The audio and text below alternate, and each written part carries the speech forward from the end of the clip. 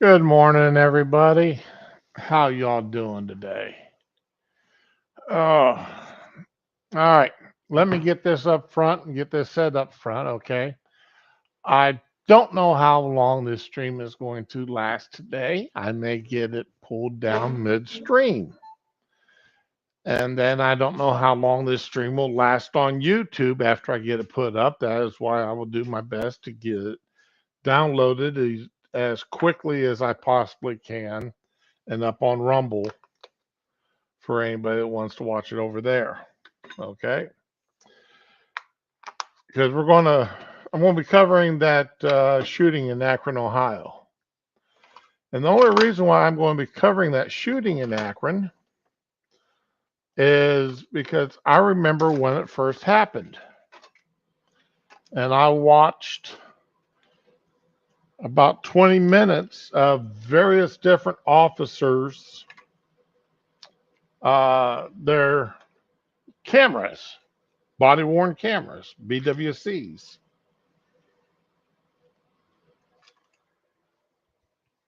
And when it comes right down to it, I can't find a problem with the shooting.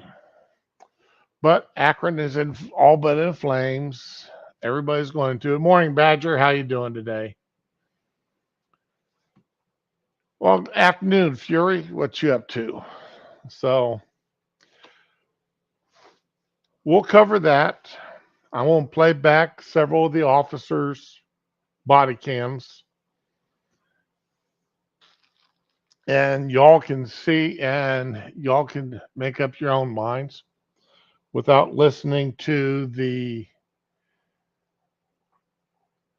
pollution and distortions being done by the media, the lawyers, the race baiters, and the cop haters. Then I've got the other stuff, the usual stuff that happens on in Washington, D.C. and around dealing with politics and other stuff that's just managed to get my interest one way or another. So it's, but when we're covering this shooting, I'm going to give plenty of warning. Anybody who doesn't want to see a young man get shot, give you your chance to go find something else to watch for a little while I play that video. All right. But I'm not going to do that at the top of the show. That's going to be towards the end of it. All right, because like I said, I want to give people a chance to, some of this other crazy nonsense that has gone on. So, and yes, I know it's only 9 o'clock in the morning my time, but I have decided that I'm indulging in adult beverages. It's going to be one of those days. Uh, so we'll just be playing it from here and seeing how things go. It may get a little wacky, it may not. Am I going to intentionally make this a drunk stream? No. But I'm just going to be indulging in some adult beverages.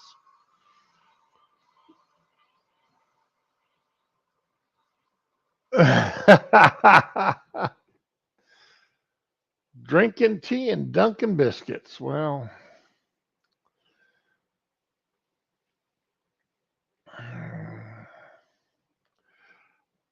I've got wife wants me to bake some more bread today. I don't know if I'm going to get around to that or not. So anyway, let's listen to Crenshaw. Crenshaw's a mixed bag as far as senators go. When he first got elected, I had really high hopes for him. Uh, but he has seem to become more blunder than anything else. Yeah. So, well, Fury, I appreciate you giving me your permission to drink, but as I recently told someone, I'm well over the age of 21. I don't, there's very few things in life I have to ask someone's permission to do if I want to do them.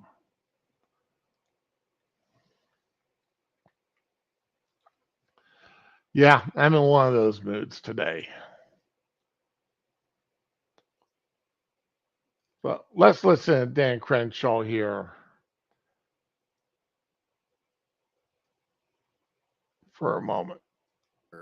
Estimates have much higher. We've talked to the industry, we've already seen the dollars drying up from investing in what they would call higher risk investments. That would definitely be Alzheimer's. So what drug companies are going to do because of this price cap rule, what they're going to do is they're going to invest in quote unquote safer investments. So the drug companies will be fine. They'll be fine. You know who won't be fine? Alzheimer's patients who want that cutting edge drug. That is a fact. And you guys can sit there comfortably in your position on this because you know that we can never prove a counterfactual because there's another element of history that we will never know about. And it's very frustrating. But I want to talk about your budget. So one thing that concerns me, and the chairman mentioned it, is the president's budget mentions climate change 42 times, mentions fentanyl twice. What's the leading cause of death for adults age 18 to 45? Congressman, I would mention that while we Now, remember, this guy here came out of California. And when he was in California, he pushed and got it made to where if you misgendered somebody in a nursing home, if you worked in a nursing home or anything like that, and you misgendered someone, it was a crime. And it just wasn't a silly little crime. It wasn't just something that, well, misdemeanor, you got a slap on the wrist, you got written up, something like that. No, you could go to jail for misgendering somebody. That's this guy here. may have mentioned the word fentanyl, we put $10.9 billion, more than I think any administration has to All right, fight overdose. I appreciate that. I'm not sure what that money's going towards, but We can it's outline. it's opioid. I mean, the answer to my question, you didn't answer my question, but it's opioids. I'll just answer it for you. It's opioid overdose, right? Most of that is fentanyl. It was about 100,000 people or more to opioid overdose. Almost 80,000 of that's fentanyl directly related. You can't even compare that kind of number to climate change. Not even close. I mean, if we want to actually compare, let me ask you actually, I mean, is HHS in charge of regulating carbon emissions? Am I missing something here? Why do you guys have an Office of Climate Change and Health Equity? And that is $1 million question. What is Health and Human Services doing with having climate change as part of their budget? And not just a small part of their budget, but a rather substantial amount. But listen to this. Typical for the Biden administration, POS. Funded in this budget. Congressman, I think it's a proven fact that the impacts of climate change are affecting the health of Americans and people around the world. How have you quantified that? Excuse me? How have you quantified that? I can get you some of the research that's been done. I can show you some of the communities that have been affected. We can do any number of ways to quantify it. You can let me know. I have a way of quantifying it here. I'll help you out. So in the since 1900, deaths due to nature have plummeted by over 90%. Actually plummeted over 70% just since Biden took office. So weather accounts for somewhere around 0.07% of worldwide deaths, 0.01% in the United States. And that's with by the way, with the population increasing like tenfold. So there's a completely negative correlation there, and we're pretending like it's a crisis, and we're scaring people to death about it. And you're telling hospitals that they should be going to net zero. Of all of the locations in America that I would want to have reliable energy sources because people are on life support, I think hospitals would be one of them, right? And if hospitals go to net zero emissions, what kind of effect is that going to have on our temperature in 100 years? Hospitals, one of the major, well, the healthcare sector is one of the major contributors to pollution in the world. What? Major hospital in the United States is a major polluter in the world.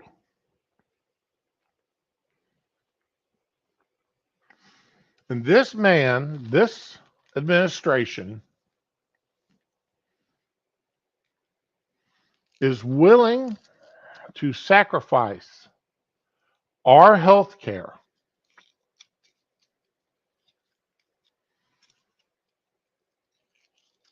it's willing to sacrifice our health care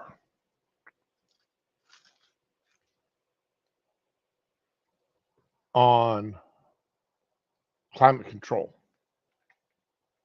And remember, climate is constantly changing.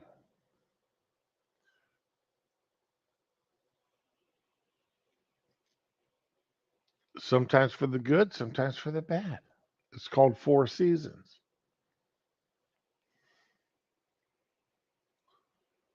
Morning, Bubba. Yeah, unlike the lithium chip battery manufacturers that strip mining the earth in China and other places for these lithium cell batteries that they want us to have.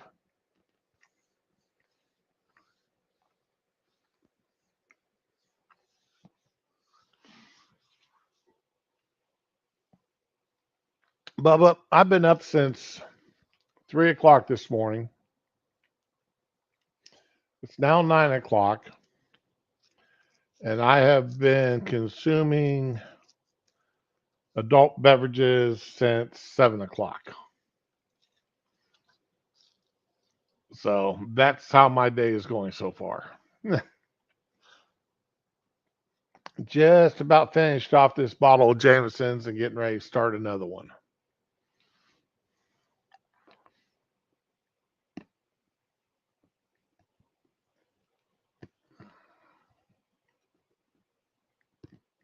Exactly, Fury.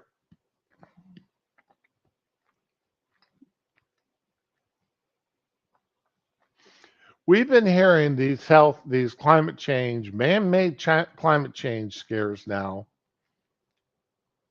since at least the 1960s.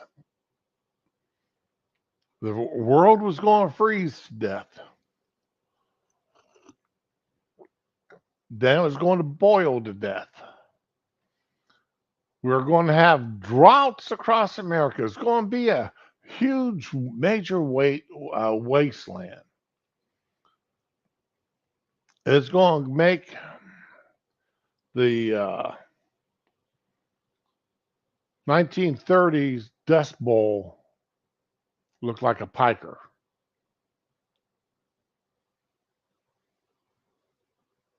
Remember that?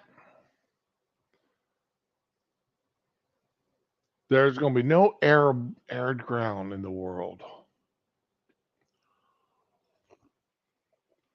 Then the seas were going to rise and flood the country, going to take over. That was until Obama and then all the Democrats started buying, property along the seashore. Now, you would think, if I'm buying property, I'm going to want to buy property that I know that I can live in. live at. And it's not going to get flooded. It's not going to become under the ocean.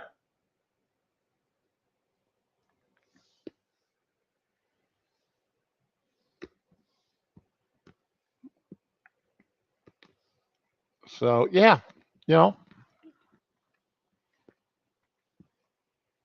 but once again, How do you quantify that? We can get you the information that shows that the healthcare sector, because of its production of lots of different and uses of lots of different chemicals, of the fact that it's a very widespread industry, it does have a major impact on the climate. So you're just getting rid of these chemicals. widespread impact on the climate also has a widespread impact on our lives. So whose lives are they willing to give up?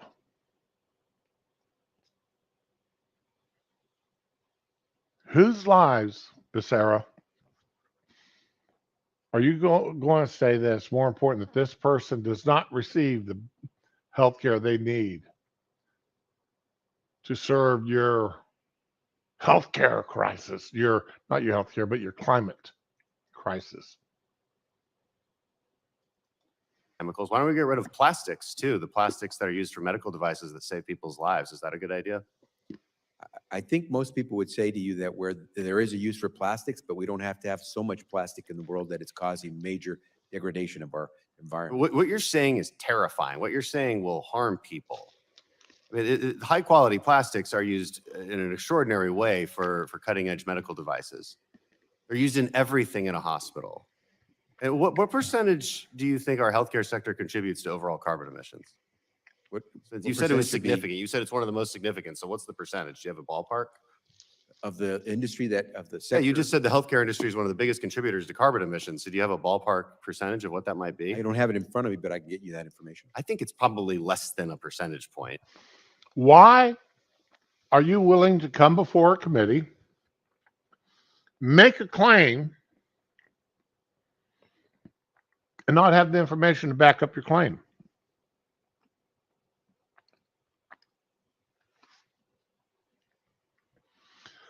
I want to see one of these Congress critters ask him that question. Why do you come before us to answer questions and you make these outlandish claims, and yet when you're asked about your claims, well, I don't have that information on hand. I'll get that back to you. And meanwhile, we all know it can take them months, not days, not hours, but months to get them the information that they promised them they'd get them at the hearing.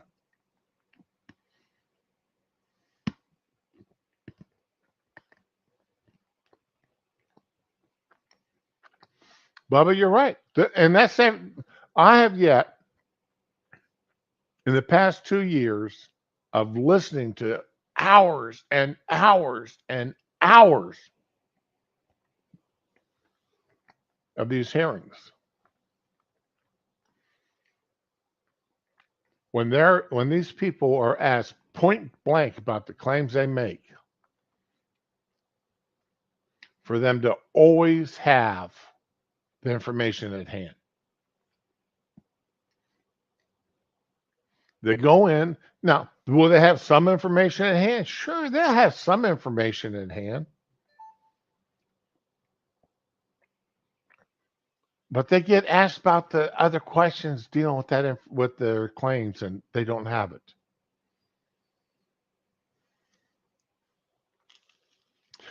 Yeah, Green Badger, he's funded by us.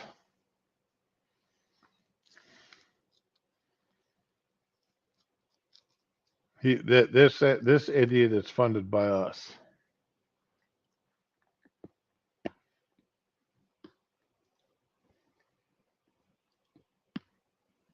I mean, I see these numbers all the time, especially on this committee. Transportation's a big one, right? Power production's a big one.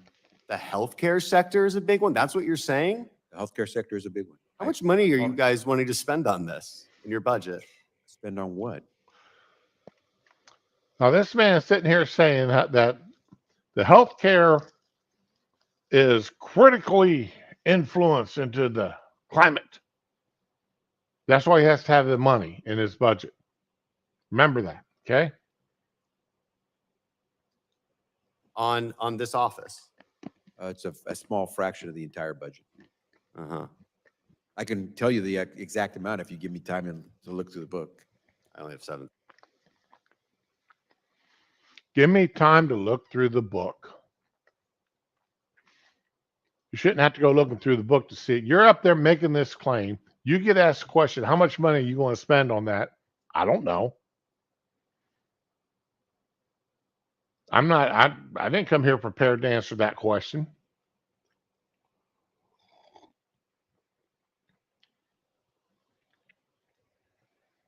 He should have that question in front of him. He should have the answer to those questions in front of him. He's up there defending this budget of his. He should be familiar with where the money's going.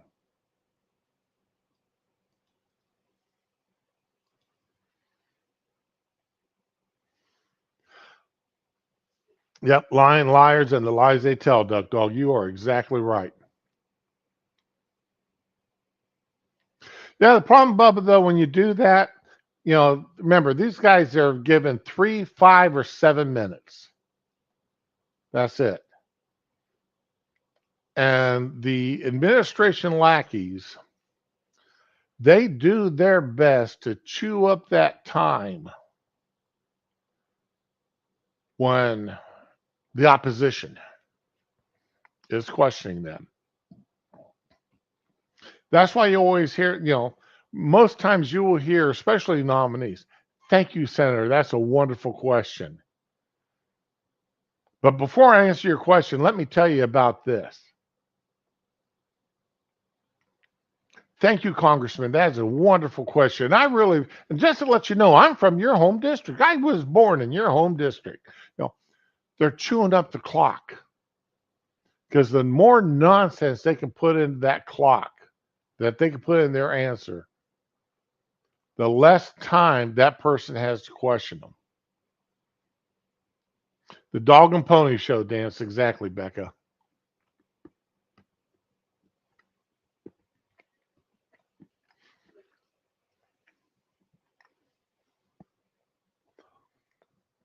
And it doesn't matter who's president. It doesn't matter who's asking the questions.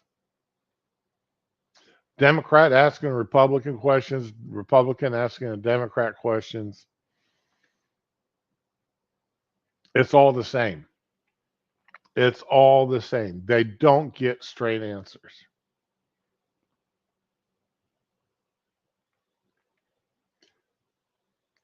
And a lot of times these people now, a lot of times when they get up there and they start and the House and the Senate, doesn't matter which one, nomination, it doesn't matter. I like the people that ask questions and give the person they're asking the questions an opportunity to answer.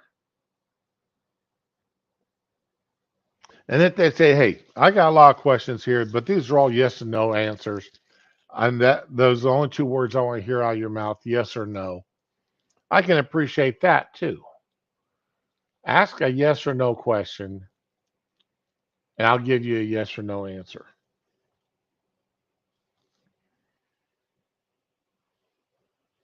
The ones I don't like, and again, I don't care which side of the aisle is doing it, is the ones that get up there and they give their 5 minute, it's a 5 minute spiel. It's a 5 minute speech. 5 minutes of either praising or attacking.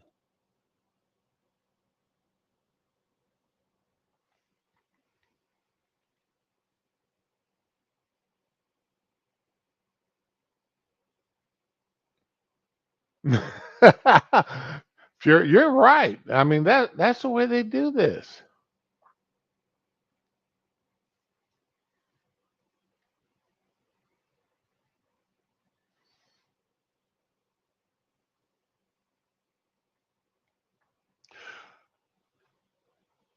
Okay, Beck, I can see that.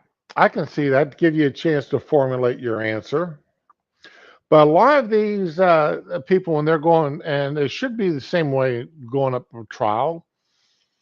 There was one particular, I want to say it was judicial nominees, and Kennedy out of Louisiana. He asked them what kind of preparatory questions that they'd been given. And the nominee sat there and said, well, one of the things we were doing is giving a lot of your questions to study, to give us an idea of kind of questions you ask so that we could be ready to answer them. And it's like, okay, that makes sense. Because if I was wanting to send somebody up, or if I was going to be sent up to answer questions, I'd want to be as prepared as possible. I would want to know what kind, I'd want to be able to take a guess at what kind of questions this guy's going to ask me with this guy or gal. So I'm going to review what kind of questions they've asked in the past. Of course, I'm going to know my subject. I'm up there as a subject expert, so I'm going to be reviewing my own subject to have all my stuff ready to go.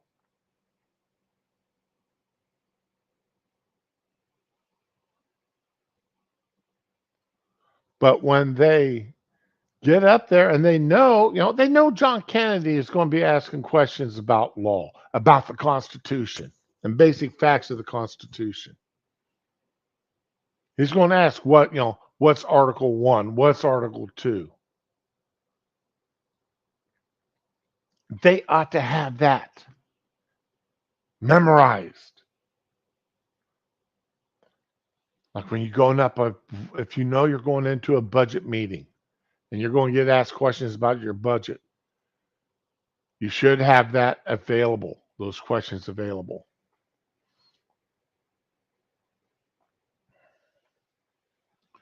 Okay, let's see here.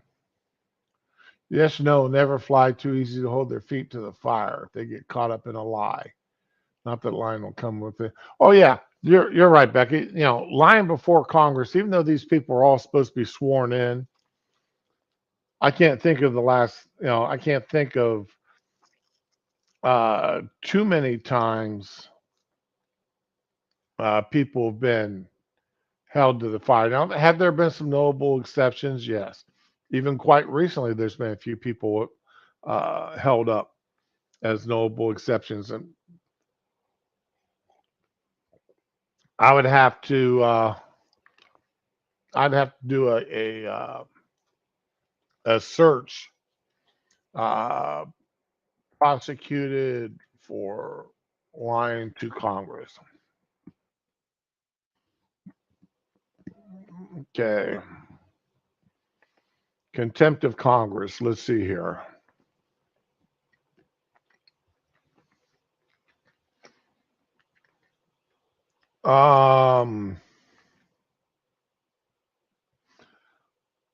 Let's see. It looks like 19. Let's see. Partial list of those. Okay. 75, 81, 82, 83, 96, 98, 2014, 2016. All right. 2020, Chad Wolf. Here we go. Let's go ahead and share this.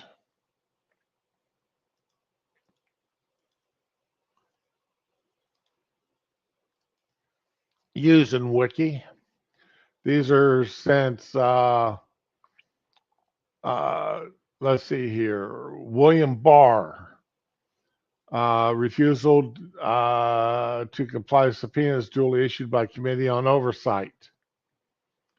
Chad Wolf, 2020.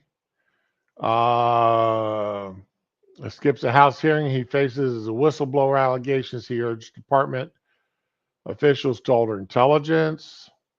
Steve Bannon. He was actually tried and found guilty of unlawfully defying a subpoena issued by January 6th and is appealing. Mark Meadows, that's uh, that one's ongoing, so no word on that one. So basically, yeah, there's been, let's see, what were these? Okay, which chamber? All right. So since these are only since 75,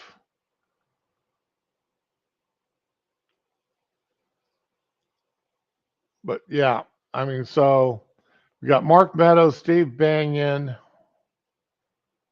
um,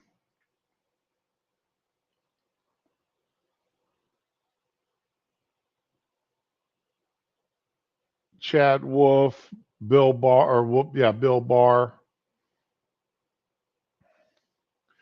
Backpage.com found found in contempt for failing to provide documents of investigation in human trafficking. Okay, that's back 2016. There should be a whole lot longer list of people being convicted for lying to Congress. There really should be a lot bigger list.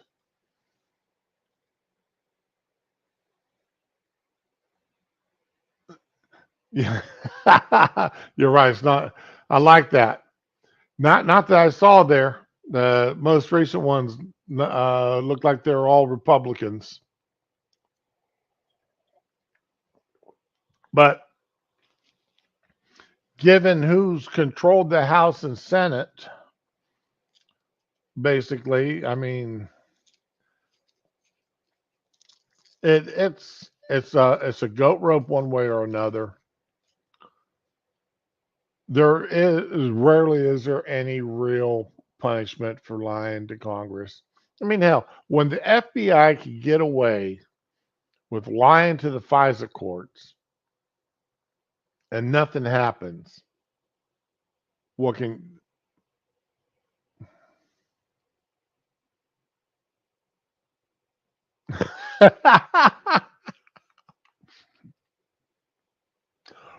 I had forgot all about the St. David's Day parades.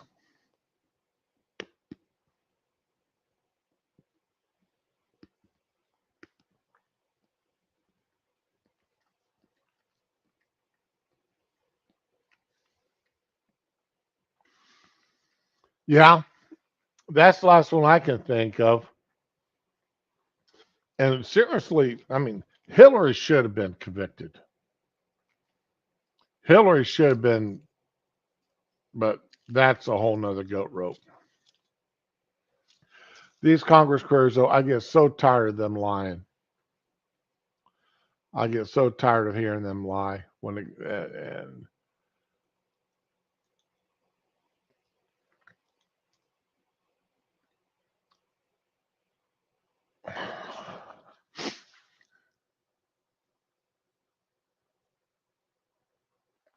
I'm I'm glad you guys like these hearings, watching these hearings as much as I do, because it really does make up a major part of what I stream or House and Senate hearings, and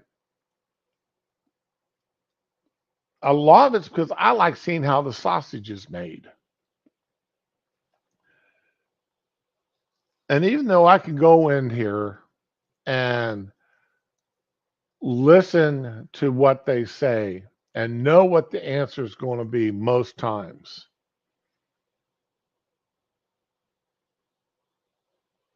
because that's the way they're prepped to answer. They're prepped to be as non-committal. They're prepped to be as, push their agenda as much as possible. And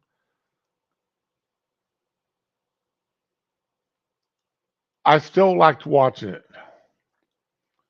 because it's a circus to me. It's entertainment. And even when I've been consuming adult beverages,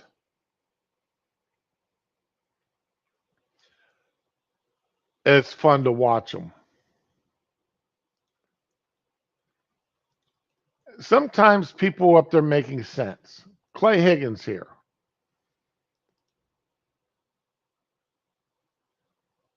Now I've got this in here sped up because old Clay, he talks a bit on the slow side. He really does. Um, Mr. Chairman, evil is not born in the mechanisms of man, it's born in the heart of man. That's been a fact. Read read parts of the Bible. They talk about the evil in man. They don't talk about the evil of a knife. They don't talk about the evil of the stone. They talk about the evil of man. Most religions talk about the evil of man.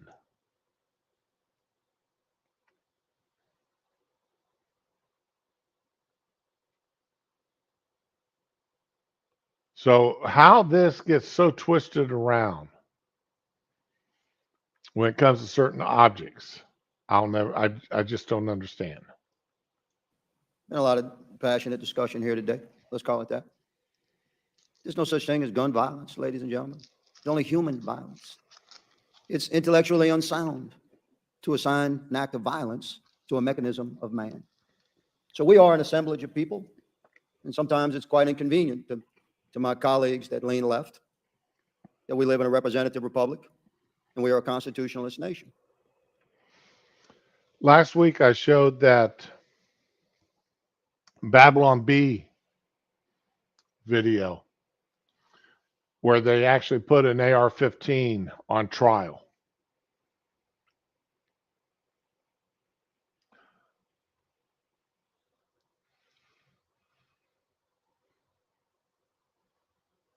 That's the way so many on the progressive left think. The only time they can think about the evil of man is when it's somebody that they don't like. When,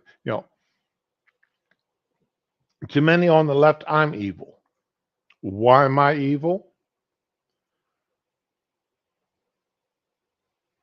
And this just happened this past weekend.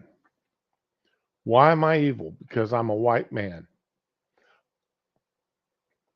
Because I believe in the upholding of law. And yes, I do believe that no one is above the law. Nobody's above being punished for what they've done wrong. Proportional punishment, but punishment nonetheless. You don't, get killed for shoplifting. Now, if you walk in there, if you walk in there and you pick up something and stuff it in your hoodie or down your pants, the store owner don't come out and shoot you for it, for shoplifting. Now, if he tries to stop you and you punch him, or you pull a weapon of some sort, then you raise that threat. You raise that from simple shoplifting to threatening someone with a firearm.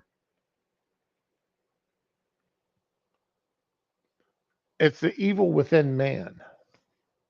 One of the discussions got into was about immigration. And I got told, well, I'm an illegal immigrant. What do you mean? Well, you're a white man, aren't you? Yeah. Well, then you're here illegally. No, when my family crossed the ocean blue, they followed all the laws. In fact, they crossed the ocean blue under the color of law. So yeah, there's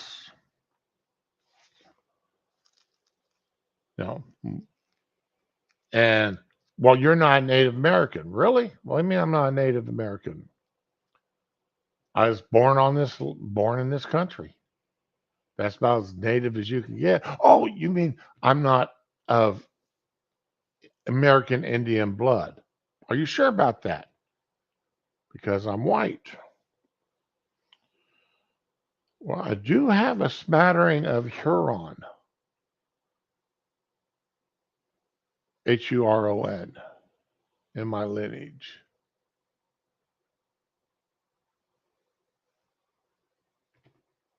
Is it the one drop rule there, or does it take more than one drop? You tell me. Well, you're evil because you don't think dreamers should be allowed to stay here indefinitely. No, I don't think dreamers should be allowed to be in the country at all. They came over illegally into the country. They shouldn't be put under Medicare, Medicaid. They shouldn't be given Social Security. They shouldn't be given uh, taxpayer-funded educations.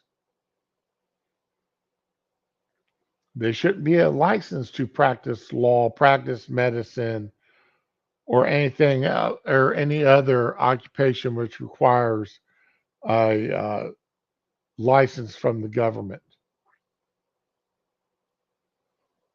because they're here illegally. Now,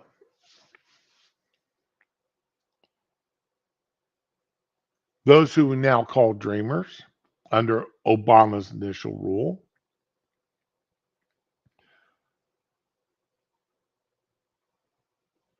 how many years ago was that been now?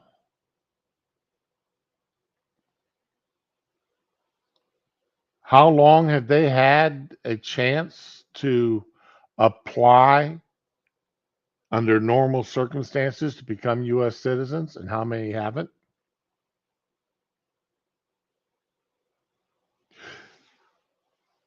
So there's a difference between being evil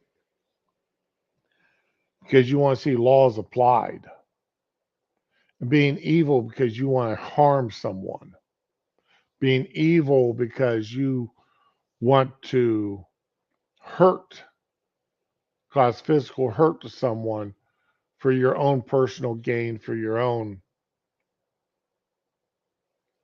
enjoyment in some cases. You know, you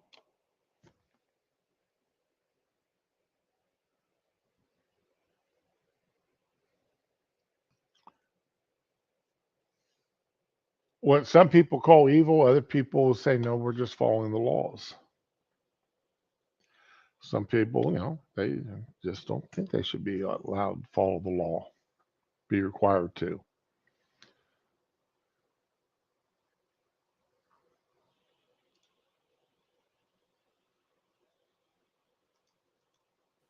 So the Constitution doesn't say a lot of things we wish it would. Does say some things that others don't like. But it most certainly grants every free American the right to keep and bear arms. It says that right shall not be infringed.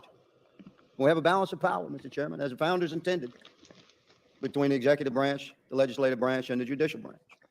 And the executive branch is intended to have broad and sweeping authorities.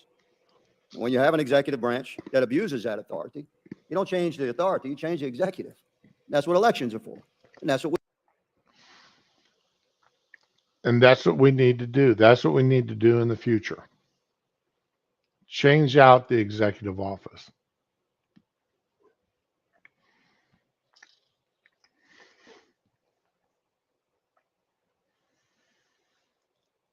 I'm going to show this here. I've got to lighten this up a little bit before I blow everybody's.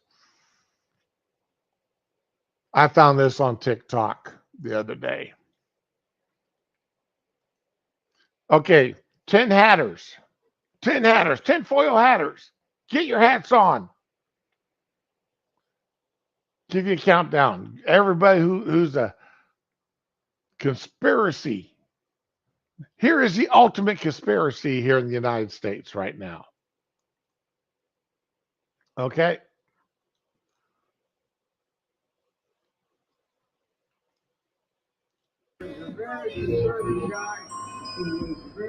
Oh my gosh, that's a map. Holy cow. Did you see that? Holy cow.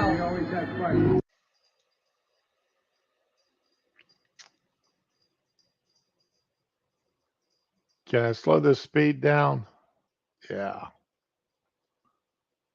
I want to shut off the audio.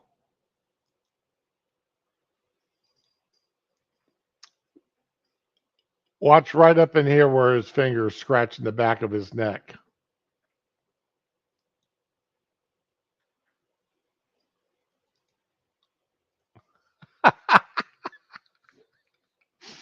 He's wearing a rubber mask, people. That's not Joe Biden. That's somebody wearing a rubber mask.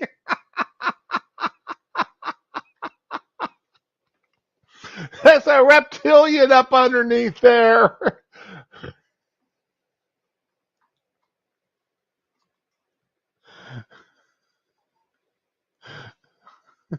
Yeah, your aluminium hat will still fit it. Yeah, JT, he's wearing a latex mask.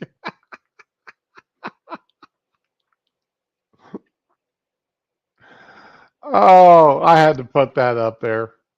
I just thought that was too funny. I don't know how many of y'all have seen these videos and still photos.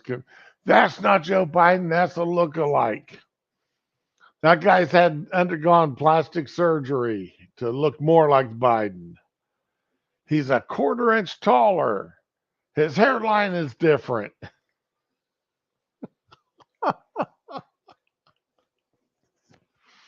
He didn't even have the same shape eyes that Joe Biden had 20 years ago.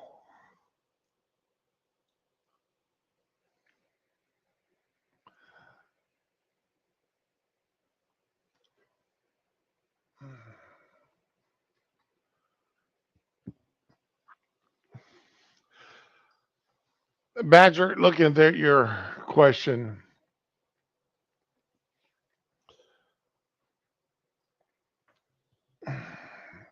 honestly, they think they've already,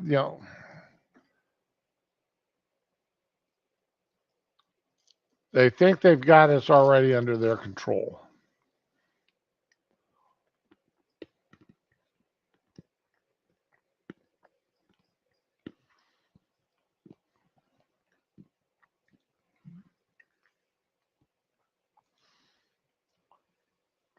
This guy here, all right, gonna,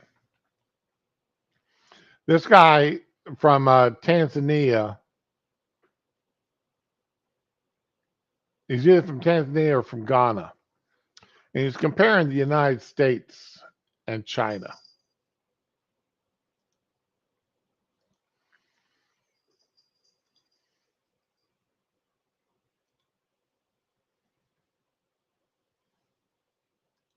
Comes to Ghana, comes to Zambia with 16 million. And guess what? 16 million only for Zambia. The 16 million, ask me, what is it for? What is it for? For human rights. Across the river, China and Russia coming to South Africa. Ask me for what?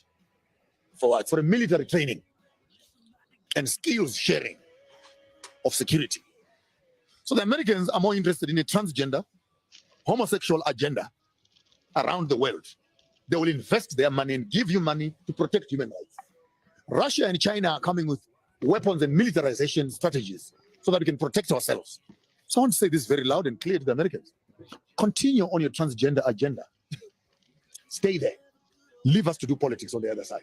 Because what we need right now is not a minority human rights activation. What we need is a societal transformation.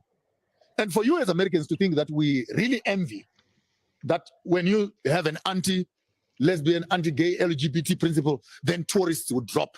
Let me correct that once and for all, Smooth. And cut and clip this, and it must be loud and clear. Are you saying to me that all the tourists are gay? And when you hear that this is a non-gay zone, tourism will suffer? Question number one. Question number two, are you saying that we don't have a right to expressing ourselves as Africans? Question number three, if democracy means majority rules and majority votes against a principle, then why won't you allow that to become law? Are you saying the minority must manage the majority, or the majority must manage the minority? Then if that whole ideology is wrong, then take democracy in a nice black dustbin bag and throw it outside. Because what you are telling us is by the people, for the people, with the people, and all those slogans you hear, what democracy represents. If we are 10 in the room and 9 people say no, and one person says yes, democracy says you go with the majority. So if we say we want to make Africa democratic, and the demographics of our democracy says no, then why do you philosophically want to manipulate the will of the majority to favor the will of the minority? Then this is where it really gets confusing to me. Because you're selling me one thing on one. I understand this democracy because it is based on the principle 1, 2, 3, 4, 5. When it comes to practice, no, you can't practice it like that. Then what do you want? Do you want democracy? You want anarchy? You want indigenous governance systems? You want meritocracy? Maybe let's find another way of governing ourselves.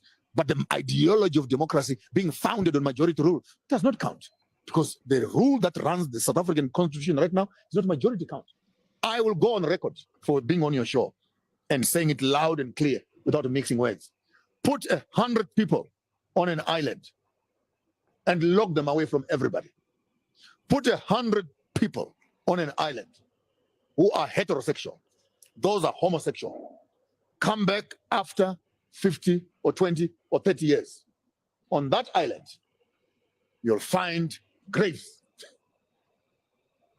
with no living being there. On this island, you'll find 10,000 people growing and exploring and moving.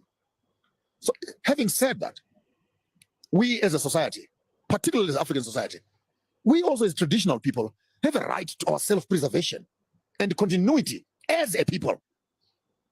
Alternative lifestyles must be practiced where they must be practiced, but the main agenda of societal drive must be left to the right, because even those that are on the left come from the right.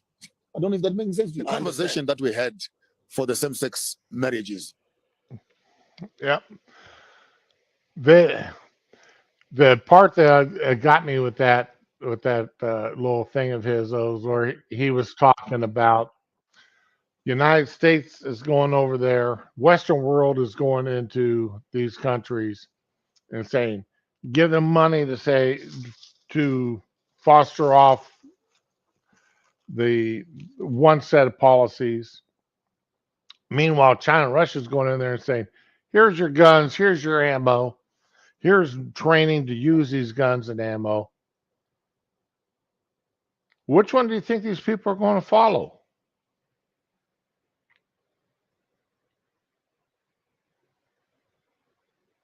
Oh, yeah, you're right. That's why we're not a democracy, Badger. We're a constitutional representative republic. You know, you the idea that, and I disagree with this guy. The idea that mob rule is the only way to go is wrong.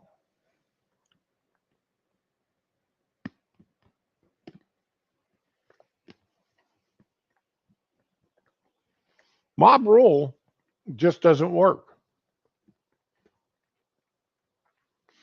You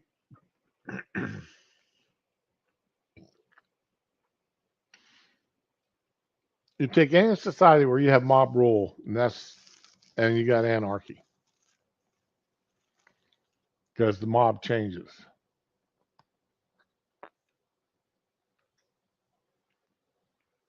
and it becomes a battle of the extremes, which is what's unfortunately starting to happen here.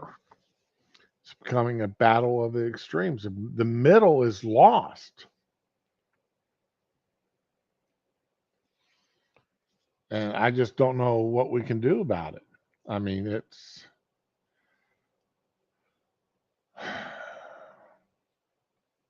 the middle of the country is gone. You're either far right or far left anymore. Where's the same middle ground at? All right. Now, this here's the part that could get me in trouble with this stream. All right. We're going to talk about the police shooting in Akron, Ohio.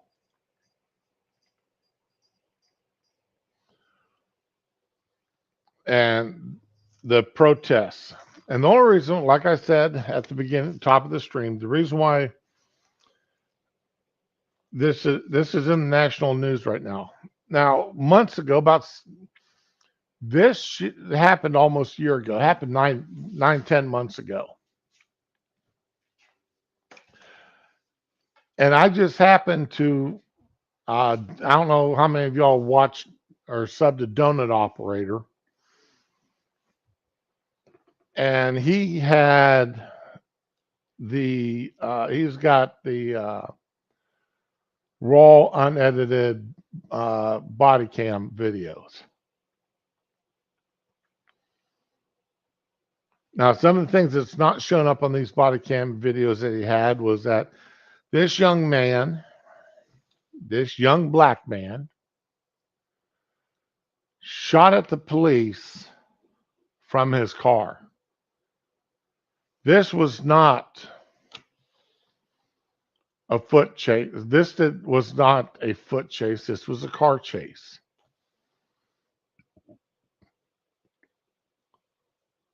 Multiple vehicles after this guy, sirens going, lights flashing at night. He shot out his car window at the police.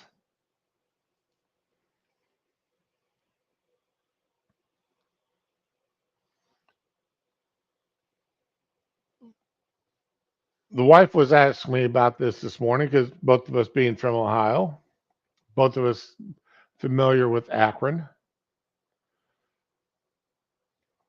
So it caught our attention. And she just off the 2 or 3 minute blurb off the TV news, that she saw, she goes, "Oh man, those cops need to go to jail. They murdered that young man." I said, "No, because that was different than what I saw in the video." So let me play some of this body worn. All right. This is unedited. There's no pixelizations or anything else, people. All right. So fair warning.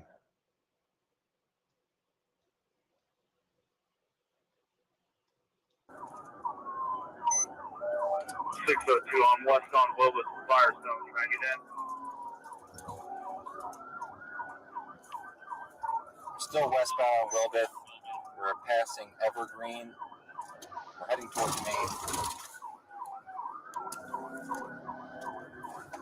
Looks like we have some units up ahead at the intersection of Maine.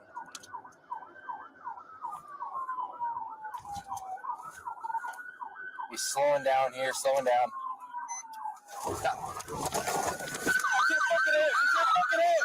Does he fucking move the floor? You fucking move! Hey, don't fucking move! Don't fucking move! Show me your hand! Show me your fucking hand!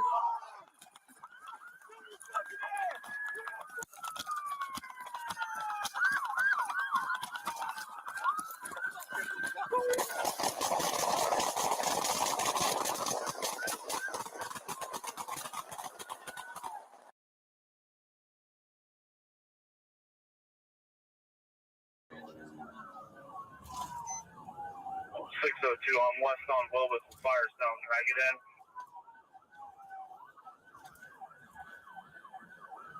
We're still westbound on Wilbus. We're passing Evergreen. We're heading towards Maine. Looks like we have some units up ahead at the intersection of Maine.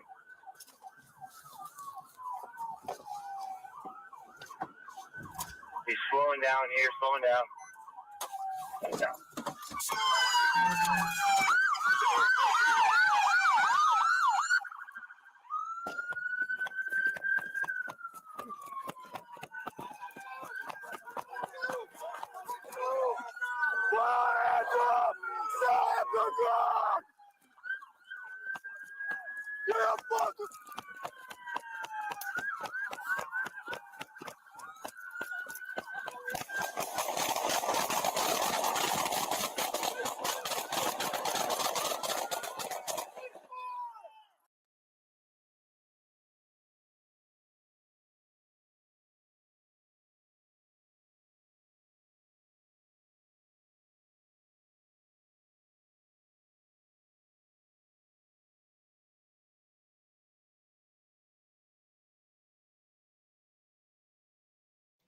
All right, I'm sorry, I had myself muted there. That's it from two body worn cameras.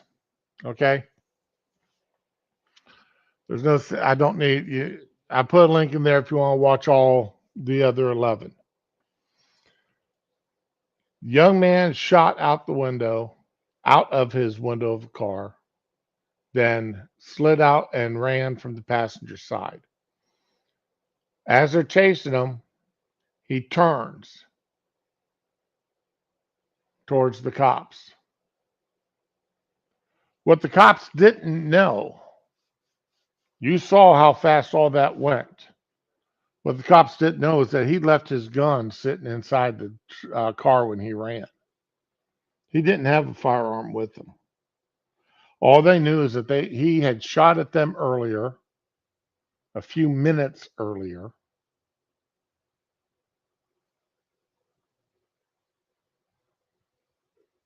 And as far as they knew, he still had that gun with him.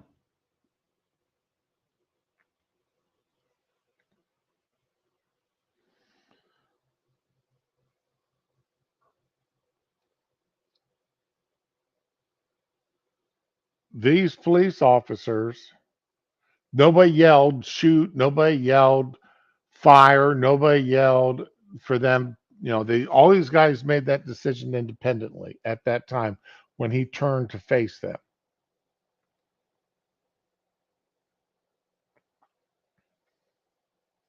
Would have, should have, could have. Would have if he had not shot at him to start with. Would have if he not had gotten out of the car and ran. Would have if he would have stopped and raised his hands and not faced the cops, turned to face the police. There's a whole lot of things that would have, could have, and left that young man still living. Now, the grand jury decided not to indict any of these police officers. And after watching that video, and I've watched all 13 of them, I put the link there. Y'all can watch them if you want. Exactly, Fury. I mean, well, first of all, nobody knew he left his gun in the vehicle. As far as any of them knew, he still had that gun on him. They didn't stop to search the car when he was running away. They chased after him.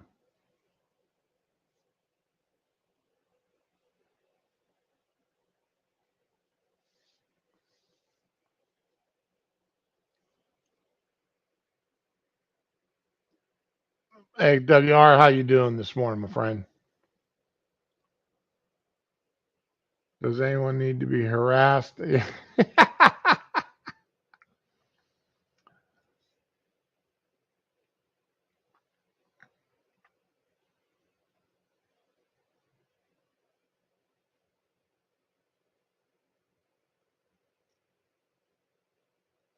That you're right, Fury. What if he had not opened fire on the police to start with? What if he had pulled over when the police initially, lit him up, hit him with the lights and siren?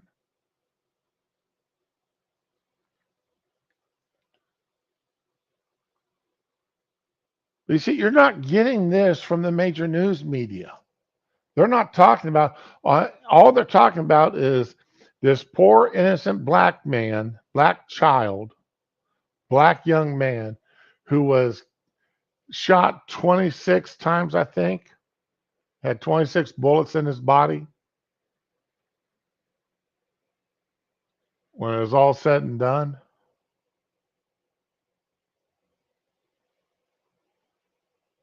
and they're out protesting because none of the cops are going to jail. You tell me, why should any of them be going? Why should there be a trial on any of them? You saw the video, start to finish, no edits.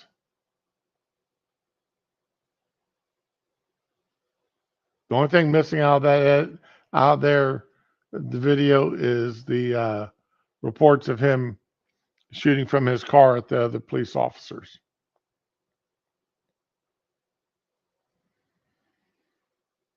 There was no assassination of that young man. There's no reason for any of them to be going to jail. And there's no reason for these riots, and except for the media and the race baiters pushing for one.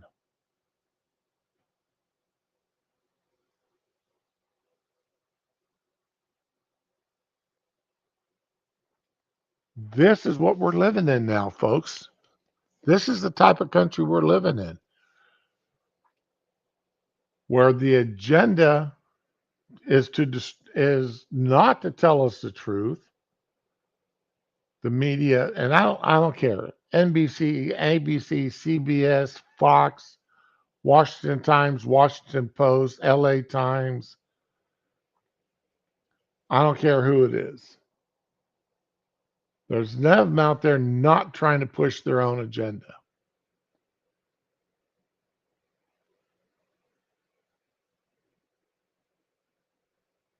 But watching that video, clear, I mean, and this is to my mind. Y'all make up your own minds, Y'all make up your own minds. But to my mind, there's absolutely no reason there for any of the police to be having any kind of issues.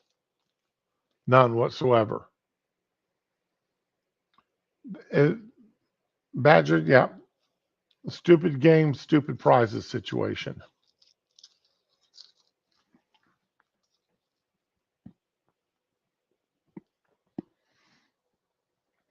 Well, right after this story, then comes up that story about the 86-year-old man that shot the young black kid.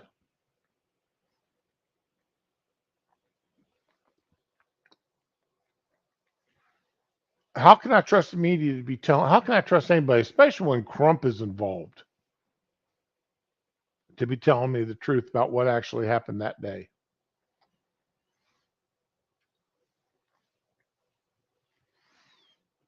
We can't trust. I mean, again, now we got an 86-year-old man. Doesn't matter. Any kind of conviction, any kind of jail time is the life imprisonment for him. He's 86 years old. He could die tomorrow, and nobody'd be surprised if his heart gave out tomorrow. He could die at any time between now and the trial date.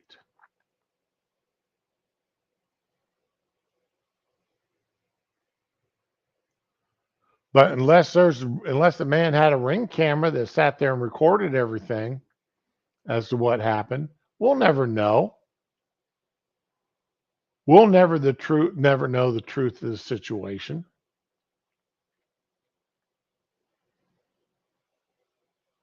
All we know right now is supposedly the young man went to the wrong door looking for his brothers and sisters, went to the wrong street address looking for his two brothers.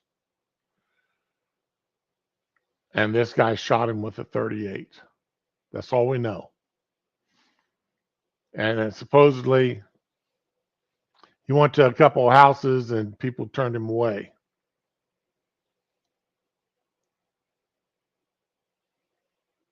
But what actually happened that got that in the moments before him getting shot, unless there's a ring camera, we'll never know the truth of it. We'll only have what the media and the lawyers decide to tell us.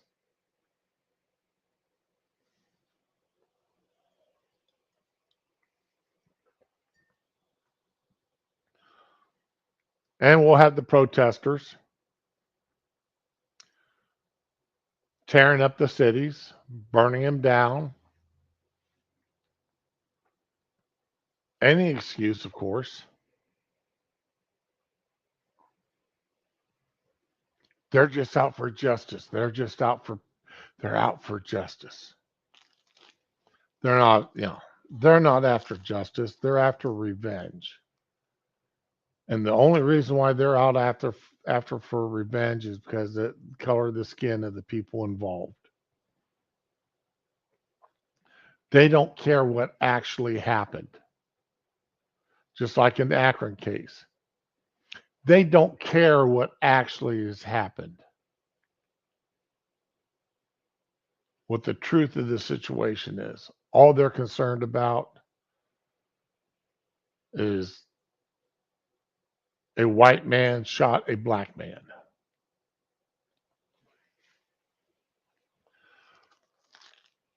Now, I had somebody mention an article and uh,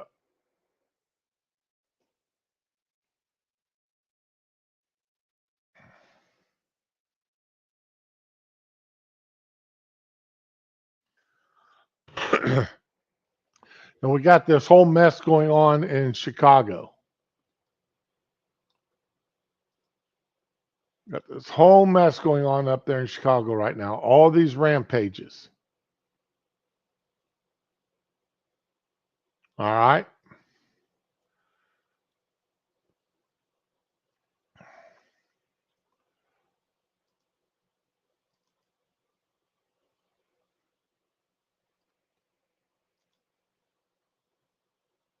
The new mayor of Chicago. Well, we can't be demonizing anybody. We can't be going after these people. These kids, they're just trying to get their voices heard.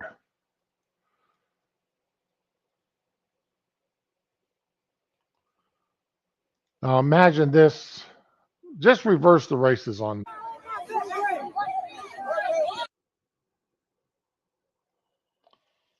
I don't know if you can see it. This here's a black woman. Or I'm sorry, white woman right here. One white woman. Look at this mob.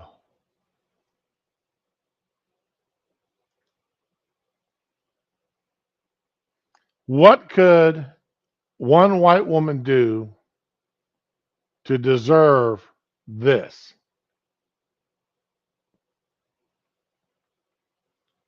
Are any of these kids going to get? Are any of those kids going to get prosecuted? Are there going to be people prosecuted for this?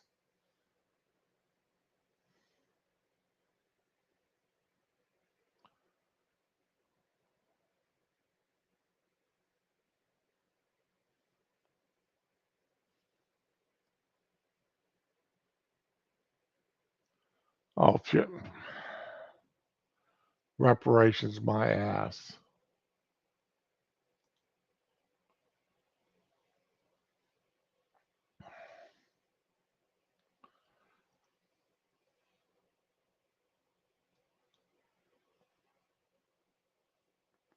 There we go. Oh, there's. Oh, I'm sorry. There was a white man in there too. Alarming new videos emerges shows a woman being attacked by a group of young people in downtown Chicago. Footage posted at the end of the stories includes a brag tape video clips recorded during the large group incident on the loop on this past Saturday night. After the woman was attacked, another clip shows a man punching a CTA bus driver. Another shows young people jumping on top of an SUV.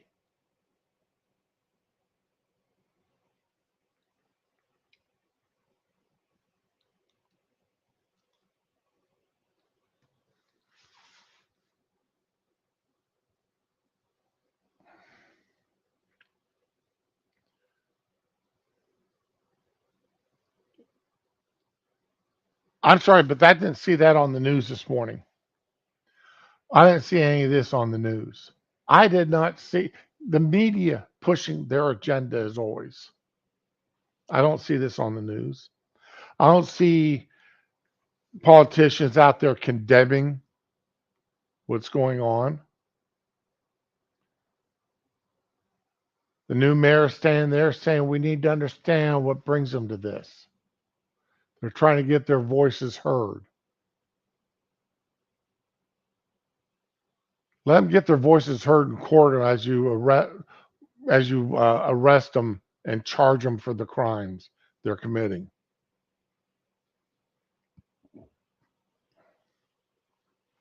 The FBI has proven that they'll go out and arrest people 2 years, 2.5 years for daring to walk into the Capitol building back on January 6th. All they had to do is walk into the Capitol building. People were being arrested for it and charged today. They're still arresting people for that. So we know they can do it. We know they can track these people down and arrest them. They're not arresting nobody here. Chicago police, they aren't arresting anybody.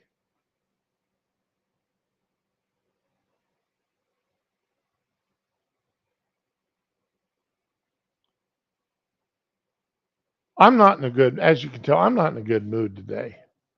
Wife and I were talking before she left for work this morning. She asked me, if I was even going, she asked me if I was going to even bother to stream today. I told her I didn't know. And she told me I really shouldn't be streaming because I'm not in a good mood. That nobody's going to enjoy listening to me today.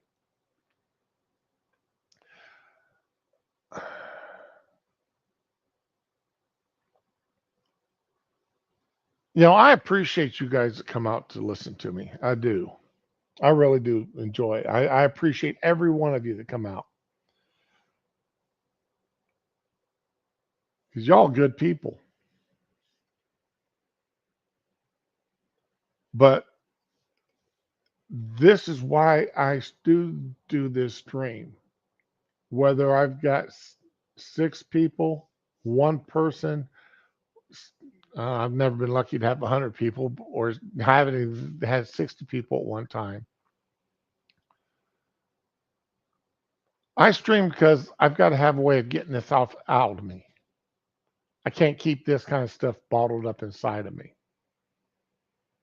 And yeah, I'd like to build a larger audience. I'd like to have more people out there streaming, listening to me. I'd like to even perhaps one day set up, something to where, come the end of the year and it's time for me to renew my StreamYard's fees. I say, okay, hey guys, get a couple of you to give me $2, $3 a piece. I don't have to pay this 300 and some, 400 some odd dollars out of my pocket. So I can keep streaming and stream more than 20 hours a month or 20 hours a week, whatever the limitation is on the freebie.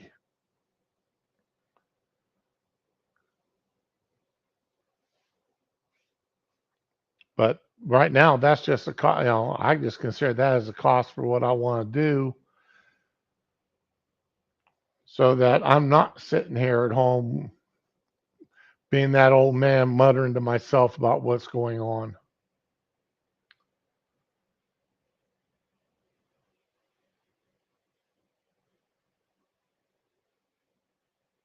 Yeah. Like I said, I'm not in a good mood today. I'm really not.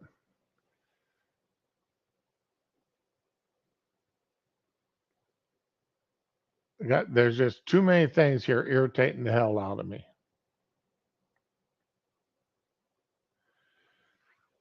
So, but anywho, how do you call? Well, Fury, we're all degenerates in one way or another, I guess. My wife has occasion to say that on me sometimes.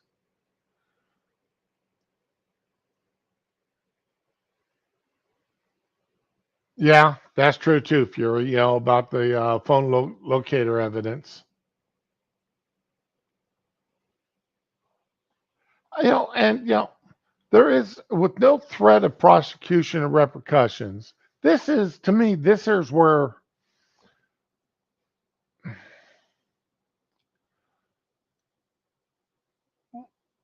you have to wonder, how much of what we see, mob mentality. We all know mob mentality is a thing. All right. When people get into a group, they will do things as a group that they would never do as an individual. We know that. That's been an established fact for at least 100 years or more. People will do things in a mob that they would never do individually. In the Old West, lynch mobs, most of them people would never go out and, as an individual, tie a rope around someone's neck and hang them as an individual. But you get them in a group of people and they'll do it. They'll be part of that mob pushing for that guy to get lynched. As an individual, that person may never pick up that rock and throw it at someone and keep throwing rocks at them until they die. But as a mob, they'll pick up one rock and throw it at someone, whether it hit them or not. And that person will end up as dead because out of that mob of 20, 30, or 40 people, enough of those rocks hit them that killed them.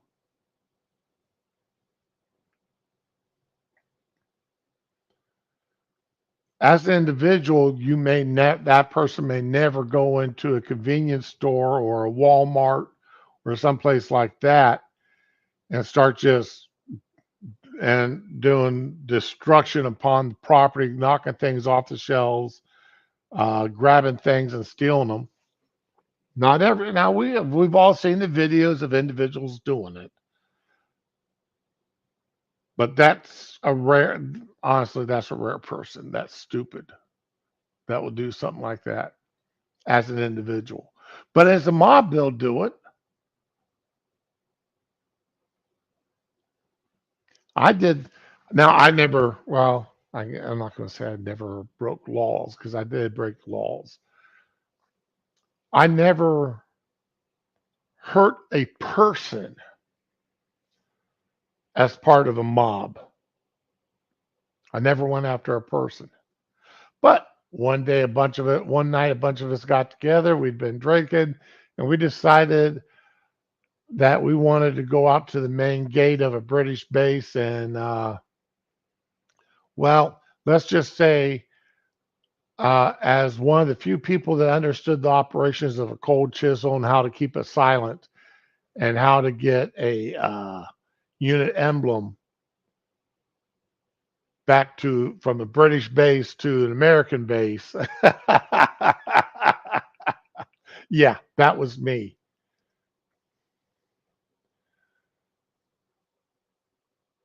God, that's been, let's see,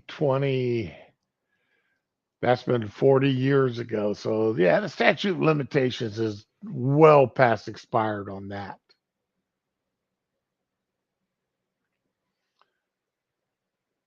You got an email this morning. You didn't get one from me.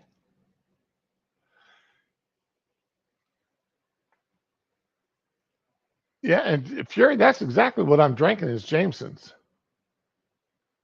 Oh, your new pistol being on fire. What kind of pistol you getting, Duck Dog?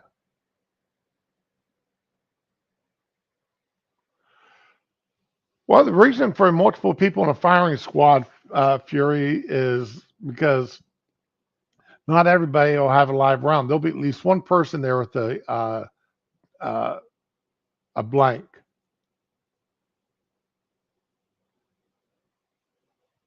As I understand firing squads to have been, there's at least one person with a blank or no load. So you could always say, I had the blank, I had the no loaded, I had the firearm that wasn't loaded on the firing squad versus all of them having. At least that's the way I under. Oh, Mr. Dapperton is streaming again. Wow, I hadn't seen Dapperton stream in years. An RIABBR and 45. Nice. What does that look like? Let me pull that up. ABBR 45 ACP. Here we go. Images.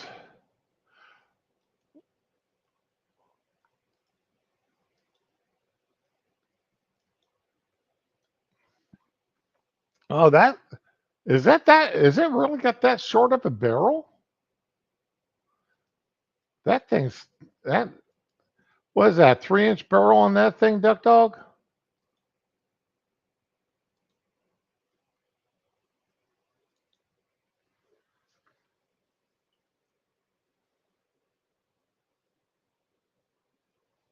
It looks like what 2.5, 3-inch barrel? That thing is tiny for a 45.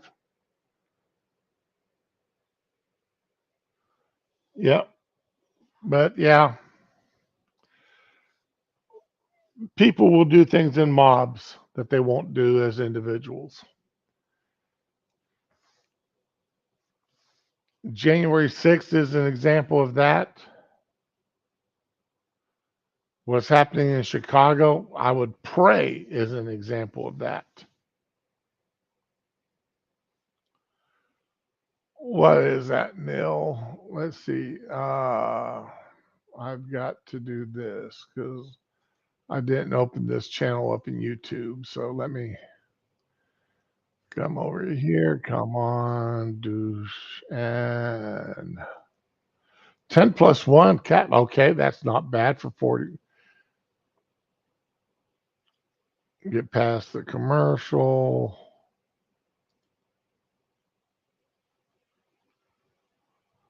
What percent of our atmosphere is? No, I did not see that.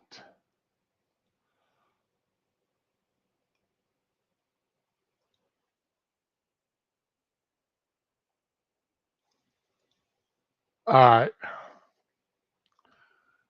This is probably some questions that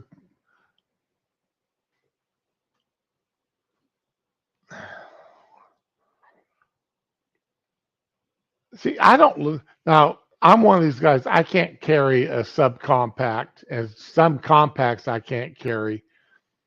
I wear a size 13 ring, and I've got really big hands. Most gloves don't. I've got to really try on gloves and such because my wife, she'll buy the biggest gloves she can find, and sometimes they'll fit me. Let's see here. What kind of stupidity is this?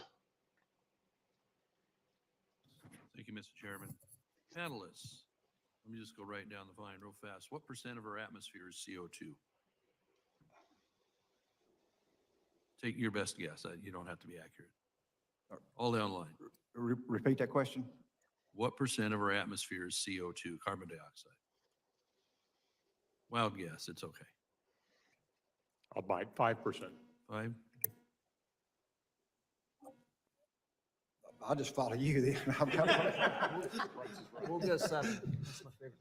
I'll see their 5 and suggest that we know that transportation causes 49% of CO2. So that's why we're all working on Okay. energy transition. All right. So what number do you think it is? 5. 5? How about you? I didn't hear you, Mr. Dreyer. 7. 7. Did you have one, Mr. Boyd? So we got a 5, 7, This Price is Right. 8. I'm gonna Okay. get the high end. All right. Well, I appreciate that, and I don't mean to put you on ice. I ask a lot of people that because all we hear is climate change, CO2, CO2. I heard a couple of you on the panel saying you're looking to change your vehicles to electric, even though we don't have the electric grid. And me as a farmer, I wouldn't be real happy about running out and replacing $300,000, $500,000, $1 million pieces of equipment because someone wants it to be electric. The answer is 0.04%. Not 1%, not a half of a percent. It's 0.04%, and it's gone up from 0.03 over the last couple decades. This is what we're being all contorted into doing, is this tiny change in CO2. If we get below 0.02, plant life starts dying off.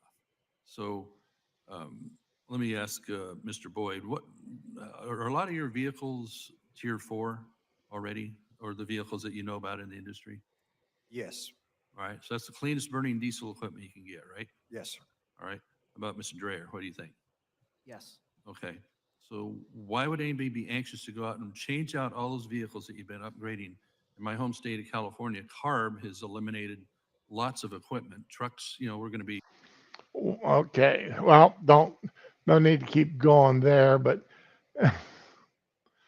that, and see, the thing about it is, okay, CO2 goes up, plants get happy, and what the plants put out? Plants put out oxygen.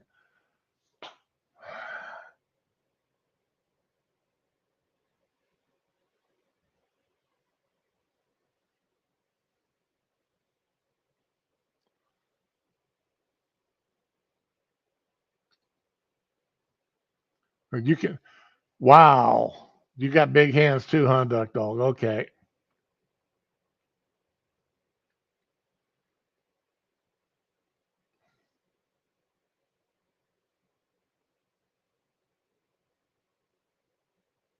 Hey, Mac Daddy, good morning to you.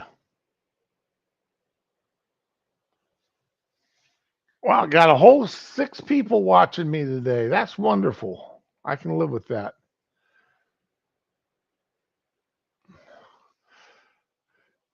Yeah, Neil, I know that they really act like they're afraid of everything.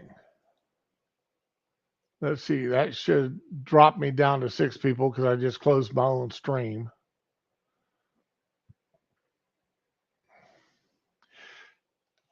And we all know, they're doing, how much damage are they doing to the planet with all the strip mining that they're taking to get the materials for the electric vehicles, for them lithium batteries?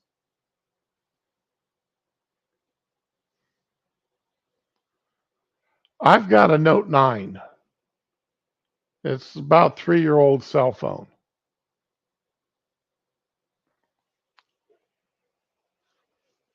And my phone now is, man, I cut my forearm, son of a gun.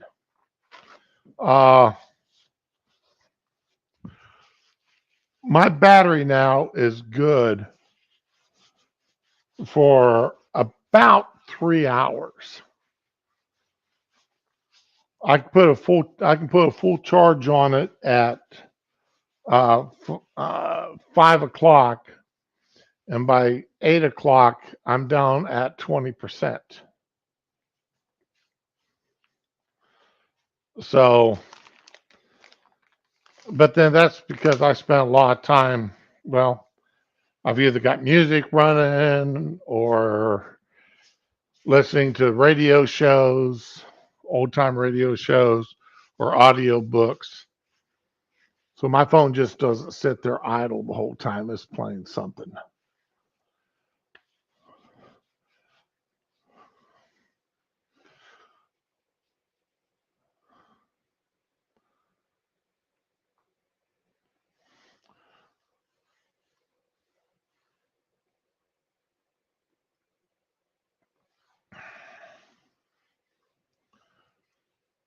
That lifestyle is dying. Batteries do not have a long life. All right, okay, Fury, what is a slab? You're using terminology there that I have no idea what it is. When I think of a slab, I think of a slab of concrete.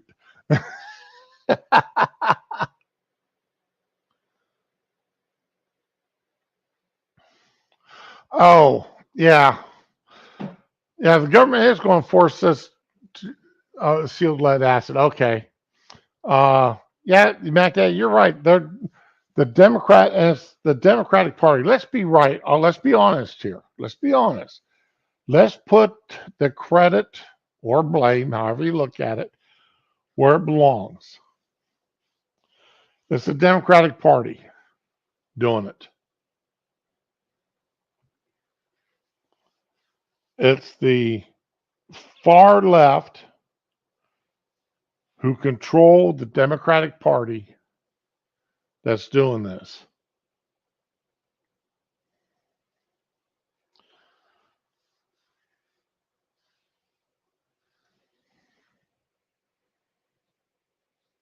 It really is. It's not, let's not call it the government. It's the far left Democratic portion of the Democratic Party that's doing it to us. And they're doing it through their control of certain states like California, New York, New Jersey, Illinois, by just getting a few states to mandate this stuff. And by getting the right people in the bureaucracies to mandate this stuff. They can these few people can override the will of the rest of the country.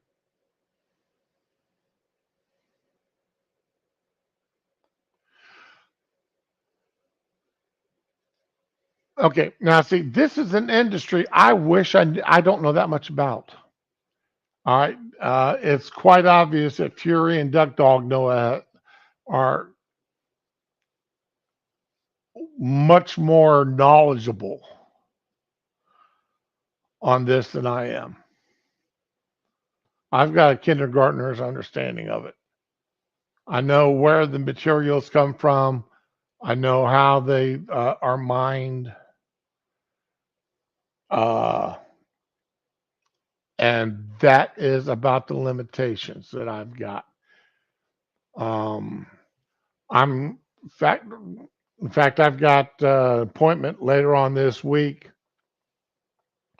where I'm going to be talking to another company again about possibly maybe getting solar panels and batteries for my house.